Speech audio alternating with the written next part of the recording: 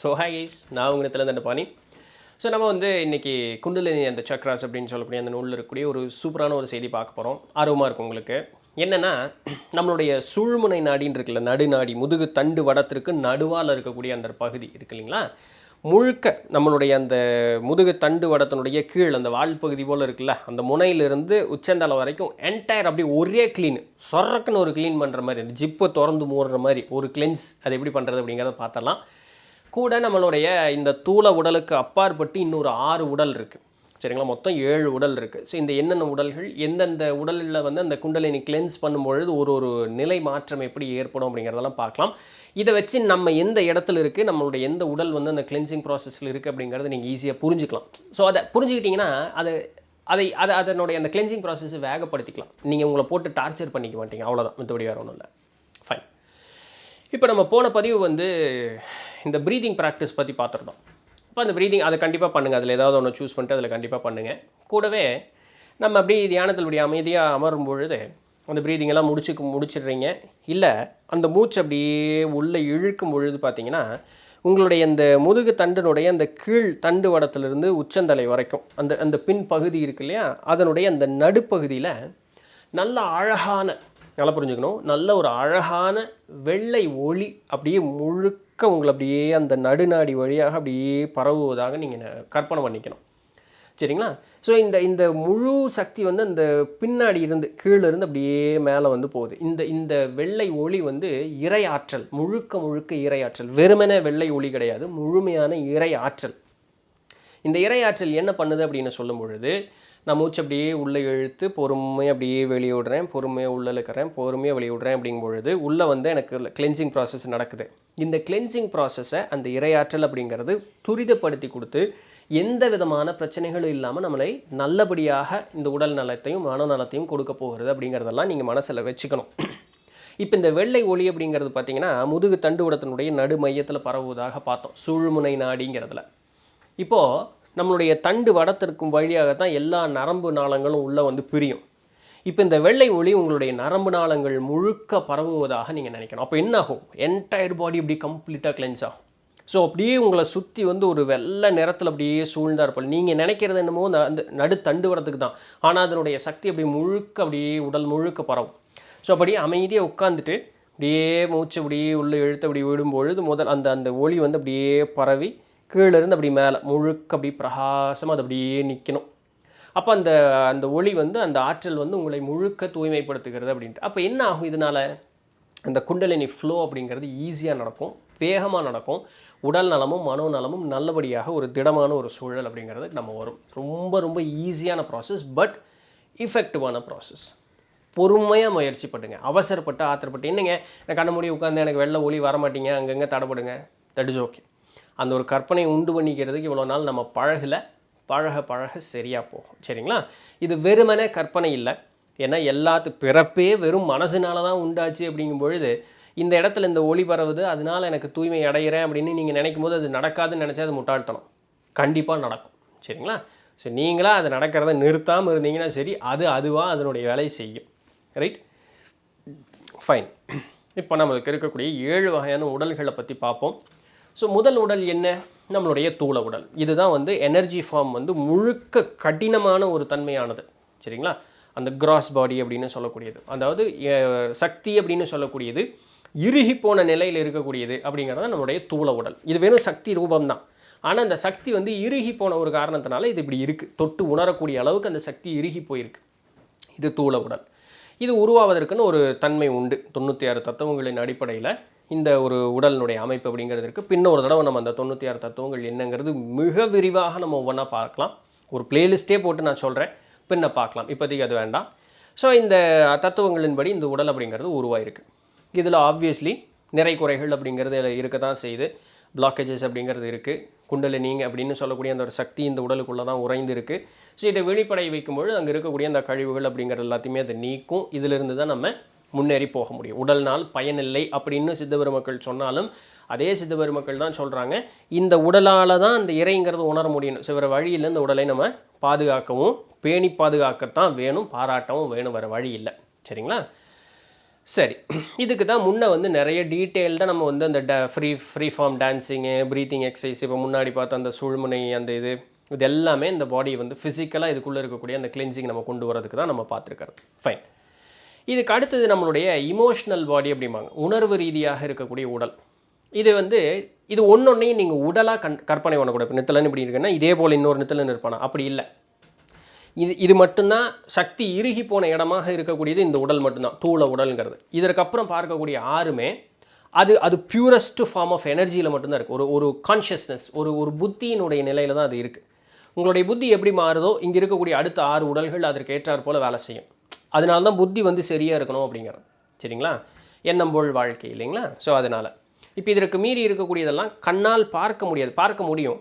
அது அவங்களுக்கு பேர் கிளார்வாயண்ட் அப்படிம்பாங்க. சரிங்களா? சூக்கும பார்வை உள்ளவர்கள், அவர்களுக்கு அதை பார்க்க முடியும். இல்லை யோக முறையில் உயர்ந்த நிலைக்கு போனவர்கள், சும்மா எல்லாருனாலையும் கிடையாது, உயர்ந்த நிலைக்கு போனவர்களுக்கு இது காட்சி தெரியும். நமக்கு அவ்வளோ சீக்கிரம் தெரியறது இல்லை. பட் இப்படியெல்லாம் அந்த சக்தி நிலை வந்து மாறுபட்டு இங்கே தன்மைகளில் இருக்குது நம்மளை விட்டு வெளியே. இப்போ நம்மளோட ரொம்ப க்ளோஸாக இருக்கிறது பார்த்திங்கன்னா இந்த இமோஷ்னல் பாடிங்கிறது, உணர்வு ரீதியாக இருக்கக்கூடிய உடல் அப்படின்னு சொல்லக்கூடியது. இந்த உடல் எப்படி பாதிக்கும்? பேர்லேயே இருக்கே இல்லையா, கேள்வியிலேயே பதில் இருக்குது. அதே உணர்வு ரீதியான உடல். அப்போ நீங்கள் கோவப்பட்டீங்கன்னா அது ஒரு மாதிரி வைப்ரேட் ஆகும், பொறாமப்பட்டிங்கன்னா அது ஒரு மாதிரி வைப்ரேட் ஆகும், நீங்கள் ஒரு வருத்தப்பட்டீங்கன்னா அது ஒரு மாதிரி வைப்ரேட் ஆகும். இதுக்கு அப்படி நேர்மாறா மகிழ்ச்சி, ஒரு இறை உள்ளம், தாய் உள்ளம், அதுக்கேற்ற மாதிரி வைப்ரேட் ஆகும். ஸோ ஆப்வியஸ்லி ஹையர் எனர்ஜி நம்ம யோசிக்கும் பொழுது அதனுடைய வைப்ரேஷன் சூப்பராக இருக்கும். இது ரொம்ப உடலுக்கு பக்கத்தில் இருக்குது அப்படிங்கிறதுனால உணர்வு ரீதியாக நடக்கக்கூடிய மாறுதல்கள் நம்மளுடைய இந்த தூள உடலை நேரடியாக பாதிக்கும். பிராணிக் ஹீலிங்கினுடைய வெரி பேஸ் கான்செப்ட் இது. சரிங்களா? அப்போது நம்மளுடைய உணர்வு நிலை, இப்போ பொறாமப்படுறீங்களா, உங்களுக்கு ஏதோ ஒன்று இல்லை அப்படிங்கிறதுனால தான் பொறாமப்படுறீங்க. அந்த அதை ஊட்டிக்கிங்க, அதனால எந்த தப்பும் இல்லை. அந்த பொறாமையை நல்லா அப்படியே உயர்வாக கொண்டு வந்து இப்படி இருக்கு அப்படி இருக்குது அப்படின்னு நினச்சிட்டு டப்புன்னு அதை அப்படியே மாற்றிடுங்க. ஆப்போசிட்டாக நம்ம பதஞ்சலி யோக சூத்திரத்தில் பார்த்தோம்னா, உன்னுடைய எண்ணம் வந்து சரியில்லாத ஒரு எண்ணம் நினைக்கும் பொழுது அதற்கு மாறான சிந்தனை சிந்தின்னு சொல்லி பதஞ்சலியை சொல்லியிருக்காரு. அதே வார்த்தை தான் இவங்களும் சொல்கிறாங்க. அந்த பொறாமை வந்து அப்படியே ஊட்டி டக்குன்னு அதை மாற்றிடு. என்னவா, நீ எதை நினச்சி பொறாமல் போடுறையோ அது உனக்கு கிடைச்சதாக ஒரு இது பண்ணி பூரணத்தன்மையான அந்த ஒரு உணர்வு உனக்கு கொண்டு வந்திருக்கும். அது உனக்கு நிஜமானுமே கிடச்சிரும். சோகம் அப்படிங்கிறது அந்த சோகத்தை அப்படி உச்சம் கொண்டு வந்து டக்குன்னு அதை மகிழ்ச்சியாக மாற்றிடும். எதை நினைத்து சோகம் கொள்கிற, எங்கேயாவது எங்கிட்ட கூட இருந்தவங்க இன்றைக்கி இல்லைங்க பெர்மனண்ட்டாகவே, நான் அவங்களை எப்படி நினைவின் ரூபமாக அவர்களை நம்மால் கொண்டு வர முடியும். ஏன்னா அவர்களால் நமக்கு நிறைய மகிழ்ச்சியான உணர்வுகள் இருக்கும். அதான் மாற்றிடுங்க. அப்போ சோகம் மேலிடும் பொழுது டக்குன்னு அதை மகிழ்ச்சியை மாற்றிடுங்க. சரிங்க? அதை நீங்கள் எப்படி ஹேண்டில் பண்ணிக்கிறீங்கிறத பொறுத்துக்காக சொல்கிறேன். அப்போ ஏது ஒரு கீழ்நிலை உணர்வு மேலே வரும்பொழுது அது மேலே வர்றதுக்கு விட்ட மாதிரி விட்டுட்டு டக்குன்னு அதை வந்து அதுக்கு ஆப்போசிட்டாக மாற்றிடணும். இது என்ன ஆகும்னா, நம்மளுடைய அந்த உணர்வு ரீதியாக இருக்கக்கூடிய உடல், அந்த இமோஷனல் பாடி அப்படிங்கிறது பயங்கர ஸ்ட்ராங் ஆக்கிரும், பலப்படுத்திடும். இது வந்து இந்த தூள உடலுக்கு மிக தேவையான ஒரு விஷயம். இங்கே கீழ்நிலை உணர்வுகள் கூடியிருந்ததுன்னா இதனுடைய வைப்ரேஷன் ரொம்ப லோ வைப்ரேஷனாக இருக்கும். உடம்பு வந்து நீண்ட நாள்பட்ட வியாதிக்குள் உட்பட்டு இதுவும். நீங்கள் என்ன தான் இருந்தால் மருந்து சாப்பிட்டீங்கனாலுமே அது சரிப்பட்டு வராது. ஏன்னா இந்த ஃபிசிக்கல் பாடிக்கு தான் மருந்து, இமோஷனல் பாடிக்கு மருந்து கொடுக்க முடியாது. அது உங்களுடைய புத்தி தான் கரெக்டாக இது பண்ணிக்கணும். உங்களுடைய உணர்வுகள் சரியாக இருக்கும் பொழுது இது சரியாகும். இது சரியாச்சுன்னா இந்த உடம்பு சரியாயிடும். ஸோ அந்த கீழ்நிலை உணர்வுகள் மேலே வர்ற மாதிரி இருந்ததுன்னா வர வரைக்கும் விட்டுட்டு அதை மாற்றிடுங்க. அதுலேயே நீண்ட காலம் இருந்துடக்கூடாது. ஸோ இப்படி தான் அதை சரி பண்ணுறதுக்கு உண்டான வழி. அடுத்தது நம்மளுடைய மென்டல் பாடி அப்படின்னு சொல்லக்கூடிய இது வந்து மனம்னு சொல்லக்கூடிய அந்த ஒரு இடம். இது பார்த்தீங்க அப்படின்னு சொன்னால் நமக்கு எதெல்லாம் நமக்கு வேணும் அப்படின்னு நினைக்கிறோமா, ஏதாவது ஒன்று மேலே பிடிப்போடு இருப்போம் இல்லையா, அந்த பிடிப்பை நோக்கி இது வந்து இப்போது இந்த தூள உடல், அடுத்தது இமோஷனல் பாடி, அது கொஞ்சம் வெளியே வந்திருக்கு. இது வந்து மென்டல் பாடி அப்படின்னு சொல்லக்கூடியது. இந்த மென்டல் பாடி வந்து கற்பனைக்கு உண்டான ஒரு இடம். இப்போ இந்த தூள உடல் எல்லாத்தையுமே லாஜிக்காக பேசும். இப்போ இது இப்படி இருக்குது, இது வந்து கல் தொட்டால் உள்ளே போகாது, கல் இறுகி இருக்கக்கூடியதுன்னு. ஆனால் உங்கள் புத்தி சொல்ல, ஏண்டா நீயும் சக்தி ரூபந்தான்னு சொன்னேன், அந்த கல்லும் சக்தி ரூபந்தான், தொட்டால் இப்போ நீயும் சக்தியும் ஒரு மாதிரி உள்ளே போகணுமில்ல, அது கேட்குறது சரி, உங்கள் புத்தி சொல்கிறதும் சரி. இது லாஜிக்கலாக சொல்லுது இது இறுகி இருக்குது இது போகாதுன்னு. ஆனால் உங்களுடைய மென்டல் பாடி மனசு என்ன சொல்லுது, நீயும் சக்தி தான் அதுவும் சக்தி தான், புனக்கடவுக்கு வித்தியாசம் இல்லை, அப்போ நீ அதை என்ன வேணாலும் பண்ணலாமே. உன்னுடைய உடல் சக்தி ரூபம் தானே. அப்போ இந்த லூசி படத்தில் வர மாதிரி தான், உடல் சக்தி ரூபம் தானே, இப்போ இதனுடைய உருவத்தை எப்படி வேணாலும் மாற்றணும் இல்லைங்க, மாற்று அப்படிங்கும். அது சொல்கிறது தப்பே கிடையாது, அது சொல்கிறது சரி. நம்ம இன்னும் அதற்கு பழக்கப்படலை, அவ்வளோதான். நம்ம இன்னும் உறுதியாக இது மாறாதுன்னு நம்பிக்கிட்டு இருக்கோம். ஆனால் அது சொல்லணும், அப்படியெல்லாம் இல்லைடா மாற்ற முடியடா, மாற்று அப்படிங்கும். அதுக்கு நீங்கள் முதல்ல இடம் கொடுக்கணும். உடம்பை மாற்றுறதுக்காக இடம் கொடுக்கணும்னு சொல்ல வரல. புரிஞ்சுக்குங்க, இந்த அண்ட சராசரம் ரொம்ப பெருசு. அதை வந்து அப்படியே கற்பனையில் அப்படியே ஆராய்ச்சி பண்ணி உட்கார்ந்த இடத்துலேருந்து எல்லாத்தையும் நம்மளால் தெரிஞ்சுக்க முடியும். அதுவும் ஒரு வழி. எதையுமே தெரிஞ்சுக்காமல் இதுதான் அப்படின்னு குதிரை கடிவாளம் கட்டின மாதிரி சுற்றுறதும் ஒரு வழி. இந்த குதிரை கடிவாளம் கட்டினாப்பில் எல்லாத்தையுமே இது இப்படி தான், இது இப்படி தான், இது இப்படி தான் சுற்றணும் அப்படின்னு சொன்னால் இந்த மென்டல் பாடிங்கிறது அஃபெக்ட் ஆகிடும். அதில் முன்னேற்றம் அப்படிங்கிறது ஏற்படாது. உங்களுடைய கற்பனை சக்திக்கு வந்து நீங்கள் அதிகப்படியான ஒரு இடம் அப்படிங்கிறது கொடுக்கணும். பகல் கனவு காண சொல்ல, ஆனால் மென்டலாக ரிலாக்ஸாக இருங்க. உங்களுக்குள்ளே ஒரு குழந்தை இருக்கலாம், குழந்தைகளுடைய புத்தி எப்படி இருக்குன்னு பாருங்கள். அது கண்டதெல்லாம் யோசிக்கும். அது அப்படி இது இப்படி அங்கே பண்ண முடியும், இது பண்ண முடியுமா, ஸ்ப்ரிங்கில் ஷூவில் ஸ்ப்ரிங்கு வச்சோம்னா அப்படி ஒரு குதிச்சோம்னா அந்த கார்ட்டூனில் வரும்போது குதிக்கும். நல்லா பேசியிருக்கேன். பின்னாடி அது தப்புடா, அப்படி நடக்காதுடா, லூஸ் தானே. இன்றைக்கி அப்படியெல்லாம் ஷூஸ் உண்டு. ஆனால் இப்போ அந்த குழந்தை பருவத்தில் அதை சொல்லும் பொழுது என்ன, அதை அந்த குழந்தையை சரியாக வழிகாட்டி கொண்டு வரதுங்கிற ஒரு நினப்பில் நம்ம என்ன சொல்லிடுறோன்னா அந்த மென்டல் பாடிக்கு பிளாக் பண்ணிடுறோம். நம்ம அவங்களுக்கு வழிகாட்டுறோங்கிற பேரில் பிளாக் பண்ணிடுறோம். ஒரு குழந்தையை வரைய விட்டிங்கன்னா அது என்னென்னமோலாம் வரையும். இப்போ நம்ம பெரியவங்க உடனே இது இப்படி சாமி, இது இப்படி சாமி, நம்ம வழிகாட்டுறோங்கிற பேரில் என்ன பண்ணிடுறோன்னா அதனுடைய க்ரியேட்டிவிட்டியை பிளாக் பண்ணிடுறோம். அது பண்ணக்கூடாது. இதனால் என்ன விளைவு நடக்கும்? தவிர உங்களைவே நீங்களே பார்த்துங்க. அதுதான் விளைவு. குதிரை கடிவாளத்தை வந்து போட்டாச்சு. எங்கே நீங்கள் உலகத்தை வந்து பறந்து விரிந்திருக்கக்கூடிய தன்மையில் பாருங்க பார்க்கலாம், பார்க்க முடியாது. அதுதான் அங்கே இருக்கக்கூடிய பிரச்சனை. எங்கள் குழந்தைகளை கொண்டு போய் விடுங்க பார்க்கலாம். ஒரு வீடியோ ஒன்று போட்டாங்க. ஒரு கருப்பு இன குழந்தையும் ஒரு வெள்ளை இன குழந்தையும் ரெண்டு ஓடி வந்து கட்டி பிடிச்சிக்குதுங்க. ஆனால் பெரியவங்களுக்கு அந்த ஒரு மனோநிலை இருக்குமா? இல்லை. தோல் அழகு பார்ப்போம் இல்லையா நம்ம. ஆனால் அந்த குழந்தைகளுக்கு அது தெரியலையே. அப்போது அங்கே பெரியவங்க அந்த குழந்தைக்கு ஊட்டுவது அப்படின்னு, அப்போ இந்த மன அளவில் வந்து அந்த பிளாக்கேஜஸ் வந்துக்கிட்டே இருக்கும். இந்த பிளாக்கேஜஸ் நீங்கணுங்க. இது நீங்காத வரைக்கும் இதில் வந்து ஒரு பிரச்சனை அப்படிங்கிறது இருந்துக்கிட்டே இருக்கும். இந்த பிரச்சனை எங்கே கொண்டு வந்து நிறுத்தும்னா, வாழ்க்கையில் எது நடந்தாலுமே அது பிரச்சனைனா அது பிரச்சனையாக மட்டும்தான் நமக்கு பார்க்க தெரியுமே தவிர அதிலிருந்து கடந்து வெளியே போவதற்குண்டான வழி அப்படிங்கிற நமக்கு தெரியாது. இந்த லிமிட்லெஸ்னு ஒரு படம் இருக்குது, சரிங்களா? லிமிட்லெஸ்னு ஒரு படம். அதில் ஒரு மாத்திரை ஒன்று போட்டாங்கன்னா மூளை விறுவிறுன்னு அதனுடைய ஹையஸ்ட் பொட்டன்ஷியலில் வேலை செய்யும். அப்போது ஒரு கத்தியில் ஒருத்தனை குத்துறக்கு வருவான். அந்த மாத்திரை போடுற வரைக்கும் அவனுக்கு என்ன பண்ணுறதுன்னு தெரியாது, படபடப்புன்னு இருப்பான். டக்குன்னு மாத்திரை போட்டோன்னே இந்த ரூட் வழி இப்படி போனோம்னா நம்ம தப்பிச்சிக்கலாம், அவனையும் ஈஸியாக போலீஸ்ட்டை மாட்டி விட்றலாம், அப்படி அவனுக்கு தோண ஆரம்பிச்சிடும். அவ்வளோ நேரம் ஏன் தோணலை? ஏன்னா அந்த மென்டல் பிளாக்கேஜஸ் அங்கே இருந்துக்கிட்டே இருக்குது. அந்த மாத்திரை என்ன பண்ணிடுதுன்னா அந்த மென்டல் பிளாக் நீக்கிடுது, அவனுக்கு ஈஸியாக வழி தெரிஞ்சிருது. இதை நம்மளாலும் பண்ண முடியும். மாத்திரை ஒன்றுன்னு அவசியம் கிடையாது. அப்படியே ஒரு மாத்திரை இல்லை, அது படத்தில் இருக்கக்கூடியது. பட் அந்த மாதிரி நம்மளால் பண்ண முடியுமே, பழகணும், சரிங்களா? ஸோ இதுவும் கடந்துவோம், இந்த வார்த்தை இருக்குது பார்த்தீங்களா, இந்த வார்த்தை தான் இந்த மென்டல் பிளாக்கை நீக்கிறதுக்கு உண்டான ஒரு இதுவும் கடந்துவோம். விடு, டென்ஷன் ஆகாது, இதுவும் கடந்துவோம். நடந்துருச்சு, இப்போ அடுத்து என்னங்கிறத சிந்தி. இதுலேயே உழன்று கொண்டு இருக்காது, ஒன்று நடந்ததுலேயே உழன்று கொண்டு இருக்காதுங்கிறது இந்த மென்டல் பாடியினுடைய கிளென்சிங் அப்படி தான் நடக்கும். இது நீங்கள் உங்களுக்கு சமாதானம் சொல்லி நல்லது ஒரு வழியை பார்ப்பதற்குண்டான முயற்சிங்கிறது எடுக்கிறதுக்கு நீங்கள் பழகுனீங்கன்னா, இந்த கடிவாளத்தை நீக்கிறதுக்கு நீங்கள் பழகுனீங்கன்னா தான் இந்த மென்டல் பாடியில் ஒரு கிளென்சிங் அப்படிங்கிறதே நடக்க ஆரம்பிக்கும், சரிங்களா? அடுத்து இது வந்து உடம்போட பக்கத்தில் இருக்கக்கூடிய 2. இனி பார்க்கக்கூடிய 4 உடல்கள் பார்த்திங்கன்னா நேரடியாக இந்த இறைங்கிற ஆற்றலோடு போய் தொடர்பு கொள்வதற்கு ஏதுவாக இருக்கக்கூடியது. இன்ட்யூஷன் பாடி அப்படின்னு சொல்கிறாங்க, இல்லாட்டி கம்பேஷனட் பாடிங்கிறாங்க. இதுலேயும் பேர்லேயே அர்த்தம் இருக்குது. நமக்கு இந்த தியான பயிற்சியெல்லாம் கொஞ்சம் கூட அதிகமாக செய்யக்கூடிய ஆட்களுக்கு என்ன ஆகும்னா அடுத்து என்ன நடக்க போகுதுங்கிறது தெரியும். இதுக்கு நீங்கள் பெரிய ஞானியெல்லாம் ஆகணும்னு அவசியம் கிடையாது. நம்ம சராசரி அந்த பிராணாயாமம் பண்ணிவிட்டு நம்ம அந்த தியானத்தில் உட்காரும் பொழுது எல்லாருக்குமே இது நடக்கும். அடுத்து என்ன நடக்க போகுதுன்னு தெரியும். நம்ம உள்ளுணர்வு அப்படிங்கிறது நமக்கு வந்து ஒரு சில குறிப்புகளை காட்டும். இப்போ இதில் என்ன பியூட்டின்னா, எல்லா நேரத்துலையுமே அது சரியாக இருக்காது. அதுதான் அங்கே இது. இப்போது ஒரு சில நேரத்தில் அது நடந்துடும். அது நடந்துருச்சுன்னு சொல்லி அடுத்த ஒரு சூழ்நிலையை நம்ம நடக்கும்போது நம்ம புத்திக்கு வேலை கொடுத்துருப்போம், அது மாறாக நடந்துடும். இப்போ குழப்பத்தில் வந்து நின்றுடும். என்னடா அது அப்போ நடந்தது, இப்போ நடந்தது, இப்போ எது, இப்போ என் மனசு சொல்லுதே, இப்போ நான் எது உண்மை? நிறைய பேர் இந்த இடத்துல தான் சிக்கிறாங்க.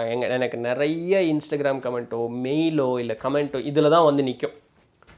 அது எனக்கு குறிகள் காட்டுதுங்க, நான் அதைப்படி நடக்கிறேன், ஒரு சிலது நடக்குது, ஒரு சிலது நடக்க மாட்டேங்குது, என்னது எனக்கு குழப்பமாக இருக்குது, எனக்கு என்ன பண்ணுறதுன்னு தெரியல, நான் யோசிக்கிறது சரியா, என்னோடய எண்ணங்கள் சரி, இதில் தான் எல்லாம் சரி தான்.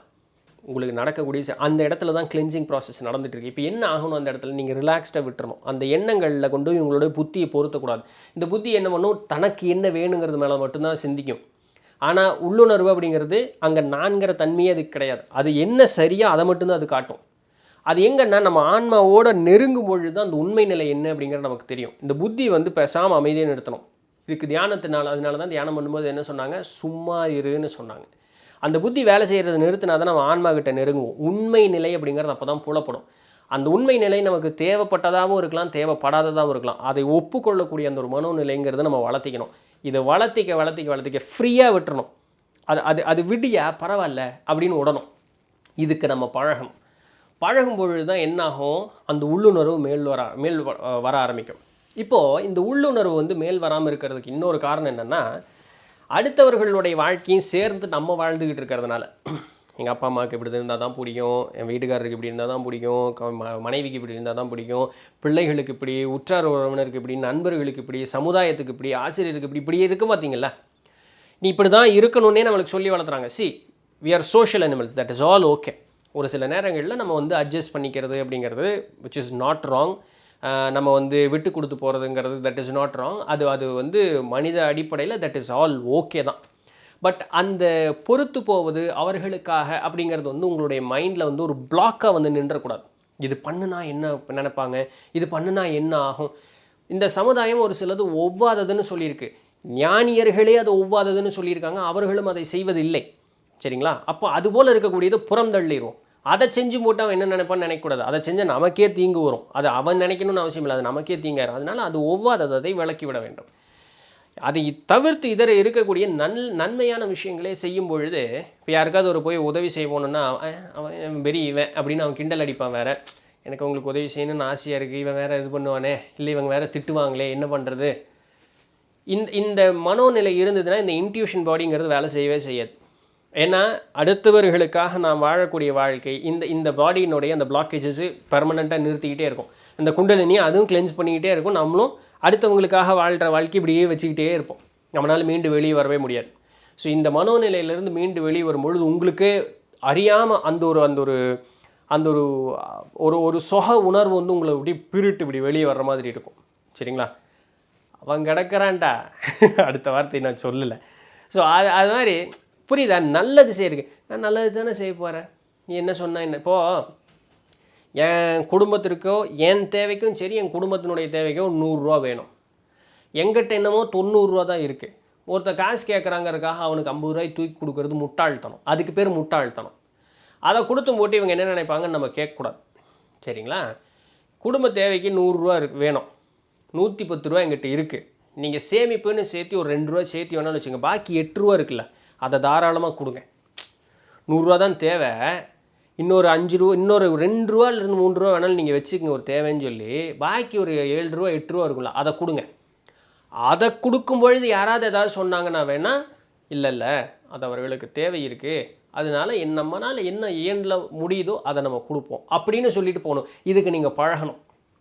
சரிங்களா. ஸோ இது புரியுதா எப்படி அதை ஹேண்டில் பண்ணணும். ஆற்றல் போட்டாலும் அளந்து போடுன்னு சொன்னாங்களே, இப்படி தான் அதை ஹேண்டில் அப்போ அந்த இன்ட்யூஷன் பாடிங்கிறது ஈஸியாக கிளென்ஸ் ஆகிடும்.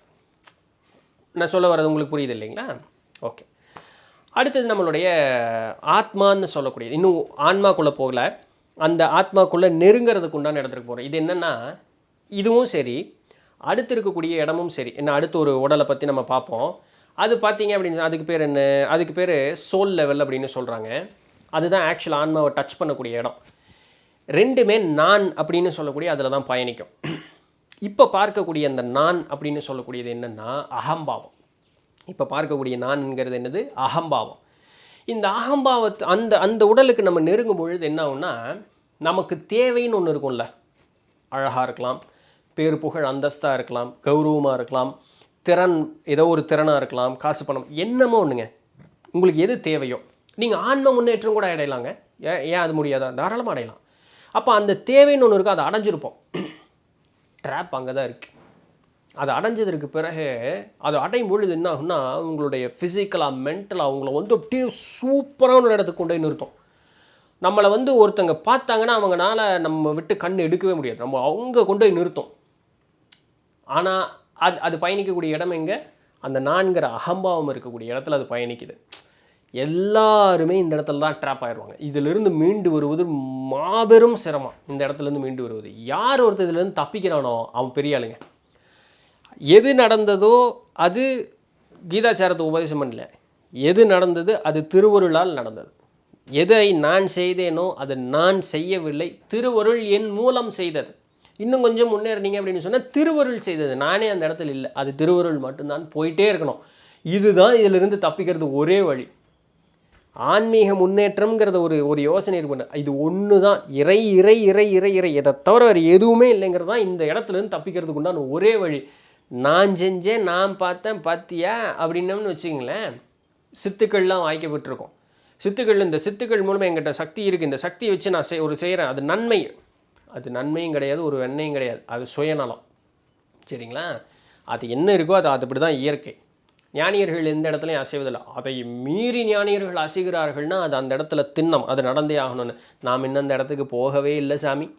ஸோ அதனால் அப்படி யாராவது ஏதாவது ஒரு சில சித்துக்கள் வாய்க்கு பெற்றிருந்தாலோ இல்லாத திறன் வாய்க்கு பெற்றிருந்தாலோ அது சுயநலத்திற்காக பயன்படுத்தி விட வேண்டாம். இந்த நான்கிற அகம்பாவம் கூடிடும். இந்த இடத்துலேருந்து தப்பிக்கிறது ரொம்ப சிரமம். இது கத்தி மேல் நடக்கிற மாதிரி உண்டான ஒரு விஷயம். பார்த்து கவனமாக இருக்கணும். ஆல்ரைட், இப்போ இதையும் கிளென்ஸ் பண்ணிட்டோம். இறை இறை இறை திருவருள் திருவருள்னு அதையும் தப்பிச்சிட்டோம், அந்த இடத்துல இருந்தோம். அடுத்து எங்கே நேரடியாக அந்த ஆன்மாவை பிடிச்ச ஒரு இடம். இது தாங்க ஒரு சூப்பரான ஒரு இடம். அதாவது இன்னும் இறைகிட்ட அணுகில் ஆன்மாவை வந்து தொட்டுட்டோம். இது வந்து அட்மோஸ்ட் ஒரு ஒரு கான்சென்ட்ரேஷன். இந்த உலக வாழ்வினுடைய பிடிப்புகள் பூரா அவங்களை விட்டு நீங்கியிருக்கும். அவர்களுக்கு அதற்கு மீறி பிறரிடம் இருந்து தான் அன்பு கிடைக்க வேண்டுங்கிற அவசியமெல்லாம் கிடையாது. இந்த உலக வாழ்வு தான் எனக்கு சுகம் கொடுக்குதுங்கிற அந்த நினப்பெல்லாம் கிடையாது. அதிலிருந்து பூரா நீங்கிடுவாங்க. அவர்களே அன்பினுடைய சுரூபமாக அவர்கள் இருப்பார்கள். இங்கே என்ன பிரச்சனை வரும் அப்படிங்கிறத சொல்கிறேன் கேளுங்க. இந்த இடத்துல வரக்கூடிய பிரச்சனை என்ன அப்படின்னா, நம்ம வந்து அன்பினுடைய மிகுதினால் ஏதாவது ஒரு பிரச்சனை எங்காவது ஒன்று நடந்ததுன்னா அதுக்கு தான் தான் காரணங்கிற மாதிரி, என்னால் தான் நடந்துருச்சு, இப்படி பண்ணியிருந்துருக்கேன், நான் ஏன் இப்படி, தன்னை சிறுமைப்படுத்திக்கிட்டே இருப்பாங்க. இது என்ன ஆகும் நீங்கள் சிறுமைப்படுத்துறீங்கன்னா என்ன ஆகும்? அந்த அந்த இடத்துல அந்த கிளென்சிங் நடக்க நம்ம வளரணும், குறுகக்கூடாது. ஆனால் இந்த அன்பினுடைய இது என்னென்னா, ஐயோ பாவம் இது இப்படி ஆகிடுச்சு, அது அப்படி ஆகிடுச்சு, இதுக்கு என்ன காரணம், இதுக்கு நான் ஏதாவது பண்ணியிருந்துக்கலாமா, நான் இப்படியே போயிட்டே இருக்கும். இது முட்டாள்தனம், இது நன்மை கிடையாது. நம்ம இப்படி நினைக்கிறதுங்கிறது நன்மை கிடையாது. தாய் உள்ளம்ங்கிறது வந்து, தாய் என்ன பண்ணுறா, தனக்கு உணவு இல்லைன்னாலும் பிள்ளைகளுக்கு உணவு கொடுக்கணும்னு நினைக்கிறான் இல்லைங்களா? அது வந்து அந்த தாய் வந்து தன்னை வருத்திக்கிறது கிடையாது. நல்லா புரிஞ்சுக்கங்க, தன்னை வருத்தி கொள்வது கிடையாது. அது தானாக, அதனால தாங்க அதுக்கு பேர் தாய் உள்ளம். அந்த அம்மாவே ஓஞ்சு போய் கிடப்பா, ஆனால் பிள்ளைக்கு பால் கொடுப்பா. பிள்ளை அழுதுது அப்படின்னு சொன்னால் தன்னுடைய தனத்தில் பால் சுரந்துடும். அந்த அம்மாவே ஒன்று ஒஞ்சா நடந்தார். அது எப்படி நடக்குது? அது அது அது தானாக வர்றது.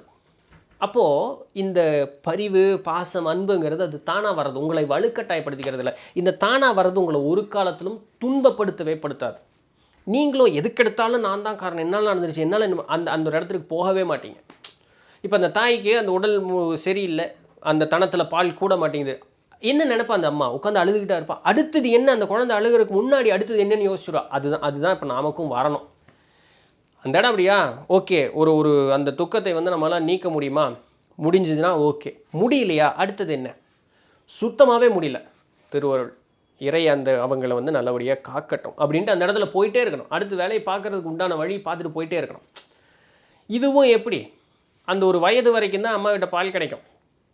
அதுக்கப்புறம் அந்த குழந்தை அழுதாலுமே வேறு ஏதாவது தான் அந்த அம்மா அந்த மனசை பக்குவப்படுத்துகிற வருங்க. அப்போ இதெல்லாம் துன்பம் கிடையாது, இது இயற்கை. எவ்வளோ அழகாக நம்மளுடைய வாழ்க்கையோடவே அது அந்த வார்த்தைக்கே பேர், அதனால தாங்க தாயுள்ளம்னு பேர், அதற்கு பேர். இதெல்லாம் நீங்கள் அதனுடைய ஆழம் புரியுதா புரியலையான்னு தெரியல. இந்த சோல் அப்படின்னு சொல்லக்கூடிய இந்த ஆன்மா வந்து அவ்வளவு புனிதமான அந்த இடத்துல வேலை செஞ்சுட்ருக்கோம். அந்த இடத்துல போய் நம்ம நின்று நம்மளை டார்ச்சர் பண்ணிடக்கூடாது. சரிங்களா? ஆல்ரைட். ஸோ இந்த இடத்துல இப்படி நம்ம பயணிச்சிட்டோம் அப்படின்னு சொன்னால் ப்ராப்ளம் இல்லை. ஃபைனலாக கடைசியில் டிவைன் பாடிங்க. இது இப்போ நம்ம இறையோட இணையெல்லாம் இல்லை. ஆனால் நம்மளுடைய ஆன்மா அந்த இறைங்கிற ஒரு சுரூபத்தை உணர்ந்திருக்கு. நல்லா புரிஞ்சுக்குங்க, உணர்ந்திருக்கு. அந்த உணர்ந்த நிறையில் கப்புன்னு இருக்கும். அப்படியே அவங்க வந்து முழுக்க தன்னை மறந்த ஒரு நிலையில் இருப்பாங்க. இப்போது இந்த தன்னை மறந்த ஒரு நிலை அப்படிங்கிறது தியானத்தில் இருக்கும்பொழுது தன்னை மறந்த நிலைன்னு இருப்பாங்க. சராசரி வாழ்வில் அவர்களுடைய மனோநிலை இந்த இடத்த டச் பண்ணுறாங்க அப்படின்னு சொன்னால் பாருங்கள், இது லேயராக தான் வரும். இப்போது எல்லாருக்கும் இதனுடைய எல்லா இடத்துலையும் பயணிப்போம். பட் முழுமையாக ஒன்று இவ்வளோ நேரம் சொன்னேன் இல்லையா, அதை கடந்துட்டோம் அப்படின்னு சொன்னால் அது நம்மளை திருப்பி பாதிக்காது. ஸோ எல்லா லேயர்லேயும் நம்ம பயணிச்சுக்கிட்டு தான் இருப்போம். ஆனால் முன்ன சொன்னது ஃபுல்லாக கிளென்ஸ் ஆகிடுச்சுன்னா அந்த முன்ன சொன்ன ப்ராப்ளம்ஸ் அதுக்கப்புறம் நம்மளோட லைஃப்பில் வரவே வராது. அப்போ நம்ம எல்லாத்துலேயுமே இன்னும் பயணிச்சுக்கிட்டு இருக்கோமா, இல்லை ஒன்றை முழுக்க விட்டுட்டு நம்ம அடுத்த லேயரில், அதாவது முழுசும் அந்த பயணத்தை முடிச்சுட்டு இப்போ அடுத்த லேயரில் இருக்கமாங்கிற முடிவில் நீங்கள் தான் இருக்கணும். நம்ம 7லேயுமே இருக்கமா, இல்லை மேலே இருக்கக்கூடிய ஏதாவது 1-2 அப்படி கிளென்சிங் போயிட்டுருக்காங்கிற முடிவு நீங்கள் பொறுமையாக 6 வரை யோசிச்சுக்கணும். ஏன் இந்த வார்த்தை சொல்கிறேன்னு இப்போ புரிஞ்சுக்குவீங்க. இந்த டிவைன் பாடி அப்படிங்கிறது இறையை உணர்ந்த வந்த ஒரு தருணம். இது என்ன ஆகும் தெரியுங்களா, நம்மளை என்ன பண்ணும் தெரியுங்களா? இறைங்கிறது என்ன? தூய்மையான ஒரு சக்தி, தூய்மையான ஒரு ஆற்றல். இதை முழுமையாக அணுகுவதற்கு முன்னதாக நம்ம மனசில் இருக்கக்கூடிய களங்கங்கள்னு இருக்கும்ல, இது என்னென்ன களங்கள்? எல்லாமே 100% எல்லாமே. நமக்கு வந்து நம்மளுடைய மூர்க்கத்தனமான குணம், குரோத குணம், அதுக்கப்புறம் இந்த என்ன சொல்கிறது, இந்த டிமானிக், அந்த சாத்தான் முதல்ல கொண்டு என்ன அதை பண்ணு இதை பண்ண ஒன்று கெடுக்கிற ஒன்று குழி பறிக்க, இது மாதிரி இல்லை. எல்லாருடைய மனதிற்குள்ளேயும் இந்த மாதிரி இருட்டான ஒரு சூழல் அப்படிங்கிறது ஒன்று இருக்கும் இல்லைங்களா? காம உணர்வு அதிகப்படும், இது எல்லாத்தையும் அப்படி பூம்னு ஆக்கிறோம். எல்லாமே வந்து அது அப்படி விகாரமாக வேலை செய்ய ஆரம்பிக்கும். இதை ஹேண்டில் பண்ணி தான் ஆகணும். ஏன்னா இவ்வளோ தூரத்துக்கு ஒரு பாதையில் பயணிச்சிட்டோம், இப்போ இந்த இடத்துல இப்படி பாதை பிரிஞ்சிடும். நம்ம அதை சரியாக ஹேண்டில் பண்ணிட்டோம்னா நம்ம இறையை நோக்கி சென்று புனிதமான ஒரு பாதைக்கு போயிடுவோம். மாறாக இந்த இடத்துக்கு சக்தியை செலுத்திட்டோன்னு வச்சுக்கங்களேன், அப்புறம் நீங்களே முடிவு பண்ணிக்க வேண்டியதான் என்ன அப்படின்னு சொல்லிட்டு. காட் அண்ட் லூசிஃபர்னு சொல்கிறாங்க பார்த்தீங்களா? ஸோ அந்த மாதிரி ஆயிடுவோம். ரெண்டுமே மாபெரும் சக்தி, ஆனால் அந்த சக்தி எப்படி பயன்படுத்துதுங்கிறதுல அந்த மாறுபட்டு போச்சு பார்த்தீங்களா? ஸோ அந்த மாதிரி ஆயிரும். Which doesn't mean that Lucifer is bad. நீங்கள் அப்படி நினைக்கக்கூடாது. அந்த சக்தி மூலமாக நமக்கு பூரணத்தன்மையை அடைய முடியாது, அதனால் பிறருக்கு நிறைய துன்பங்கள் இருக்கும். ஆனால் லூசிஃபர் இஸ் நாட், நான் அந்த வார்த்தையை சொல்லிட்டேங்கிறதுக்காக இந்த ஒரு விளக்கத்திற்குள்ளே வர வேண்டிய ஒரு சூழலுக்கு இப்போ நான் வந்துட்டேன். இப்போ லூசிஃபருங்கிறது வந்து கிறிஸ்துவ சமயத்தின்படி சாத்தான்னு சொல்லக்கூடிய, சரிங்களா? அந்த சாத்தான் என்ன பண்ணுதுன்னா, நமக்கு உண்மையாலுமே சரியாக ஆலோசனை செய்து பார்த்தோம்னா இறைங்கிறது உண்மை என்ன அப்படிங்கிறத வழிகாட்டுவதற்காக இங்கே இருக்கக்கூடிய மாறான வழிகளை நமக்கு கண்ணில் காட்டி கொடுத்து, அதுக்கு பின்னாடி செஞ்சேன்னா துன்பம் அடைவே அப்படின்னு சொல்லி இறைவன் வாயார சொல்வார். லூசிஃபர் அது போய் நிற்க வச்சு துன்பத்தை அடைய வச்சு இதுதான் உண்மைன்னு காட்டி கொடுக்கும். ஸோ அதை வந்து இந்த இடத்துல பர்ஃபெக்ட் எக்ஸாம்பிளாக எடுத்துக்கூடாது. நம்ம இறையின் நோக்கமாக போகவும் முடியும், மாறான வழியிலையும் போயிட முடியும். மாறான வழி போயிடக்கூடாது. அப்போ இறையினுடைய வழியில் தான் நம்ம போகணும். எப்படி போகணும்? ஒரே வழி பக்தி, பக்தி, பக்தி. அதுதான் ஃபஸ்ட்டு அடிப்படையான ஒரு விஷயம், பக்தி. அந்த பக்திக்கு அப்புறம் யோகம், சரிங்களா? இதன் மூலமாக ஞானம் தானாக வாய்க்கும். ஸோ இறை இறை இறை இந்த இந்த கடைசி 3 இடம் வந்து பார்த்தீங்கன்னு வச்சுக்கங்களேன், முழுக்க முழுக்க இறையினுடைய ஒரு துணை இல்லாமல் நம்மளால் எதையுமே சாதிச்சிருக்க முடியாது. இறையினுடைய துணை வந்து இந்த ஒரு 3 இடத்திற்கு மேலே வரும்பொழுது இந்த நான் அப்புறம் இறை, இந்த 3 இடமே இல்லைங்களா? ஸோ இந்த 3 இடமே இறையனுடைய அனுகூலம் இல்லைன்னா நம்மளால் கடக்கவே முடியாது. திருவருள் திருவருள் திருவருள் அப்படியே போயிட்டே இருக்கணும். இந்த இடத்துல தான் திருவருளும் குருவருளும் நம்மளை அவ்வளோ வந்து பாதுகாப்பாக நம்மளை கூப்பிட்டு வர்றதுக்காக அடிபணிந்து நிற்பதே நம்மளுடைய மனசில் இருக்கணும். அந்த அகம்பாவம் மட்டும் கூடிடவே கூடாது. ஸோ இதெல்லாம் நடக்கும் பொழுது சூப்பரான ஒரு லைஃப் இருக்கும். யார் ஒருத்தன் வந்து என்ன நடந்தாலும் சரி அவனுடைய நிலை மாறாமல் இருக்கணும், இவனுக்கு இந்த 7மே வந்து கிளென்ஸ் ஆகிடுச்சுன்னு அர்த்தம். ரொம்ப ரொம்ப ரொம்ப ஈஸியான கிளாசிக்கலான எக்ஸாம்பிள் சொல்லலாமா? யார் உங்கள் மனசில் இந்த இந்த இந்த மாதிரி இருக்கக்கூடிய 7மே ஈஸியாக கிளென்ஸ் பண்ணது? தெய்வங்கள் எல்லாத்தையுமே சொல்லலாம், இல்லைன்னு இல்லை. நம்ம கூடவே சராசரியான ஒரு வாழ்க்கையை வாழ்ந்த ஒருத்தங்கன்னு சொல்லும் பொழுது நிறைய ஞானியர்கள் எல்லாத்தையும் சொல்லலாம். இருந்தாலும் உங்களுக்கு ரொம்ப பிடிச்ச ஒரு எக்ஸாம்பிள் நான் சொல்லட்டுமா? கிருஷ்ணர், கண்ணவரமாத்மா இருக்கார் பார்த்தீங்களா? அவரே சொல்லுவார், என்னை ஒருத்தன் வெறுத்தாலும் சரி அவன் வெறுப்பதற்கு ஏற்றார் போலவே நான் நடந்துக்குவேன். என்னை ஒருத்தன் பாசம் வச்சாலும் சரி பாசம் வச்சதுக்கு ஏற்றார் போல நீ என்ன கேரக்டரில் நீ பொறுத்துறியோ அந்த கேரக்டரில் என்னுடைய பெஸ்ட்டு நான் கொடுத்துக்கிட்டே இருப்பேன் அப்படின்னு சொல்லி இந்த 7மே கிளென்ஸான ஒருத்தன் கண்ண பரமாத்மா மாதிரி இருப்பான். அவனை ஒரு காலத்திலும் எதுவுமே அவனை பாதிக்க வைக்கவே முடியாது. அவன் எல்லா இடத்துலையும் வந்து அந்தந்த இடத்திற்கு ஏற்ற மாதிரி இருந்துட்டு அவன் மகிழ்ச்சியாக இருந்துக்கிட்டே இருப்பான். அவனை ஒரு காலத்தில் உங்களால் பாதிக்க வைக்கவே முடியாது.